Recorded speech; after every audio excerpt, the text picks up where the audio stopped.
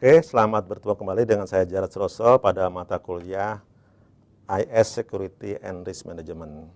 Ya, kali ini saya akan membawakan topik Risk Evaluation and Mitigation Strategies. Ya, bagaimana mengevaluasi suatu risiko yang terjadi pada sistem informasi kita dan juga bagaimana strategi mitigasinya.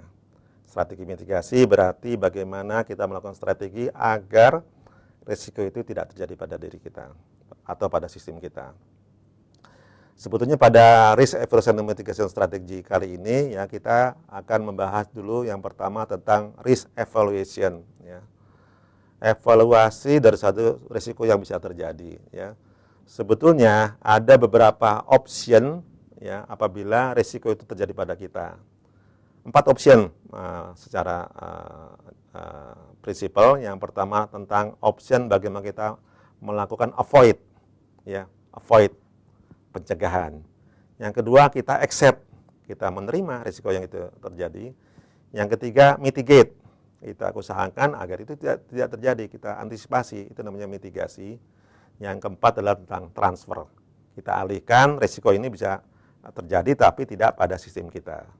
Nah, 4 ini menjadi hal yang sangat penting karena kesemuanya bisa kita lakukan, ya, baik itu avoid, accept, mitigate, dan juga transfer. Ya. Dan keempat-empatnya juga mempunyai kelebihan dan kekurangannya.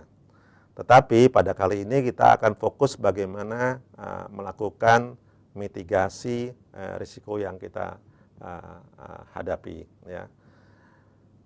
Bahasan ini juga membahas tentang risk mitigation planning, di mana risk mitigation atau mitigasi risiko yang kita lakukan itu bisa kita bagi atas 3 kategori utama.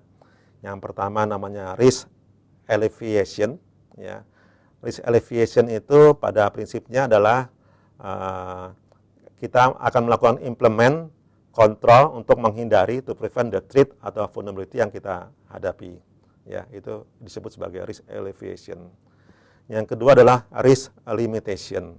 Ya, di sini kita membatasi, memberikan limit, ya, limits likelihood or effect with control. Ya, kita membatasi risiko supaya risiko yang terjadi pada kita itu tidak sebesar yang kita akan hadapi. Ya, kita batasi sehingga akan mencapai limit sekecil mungkinnya.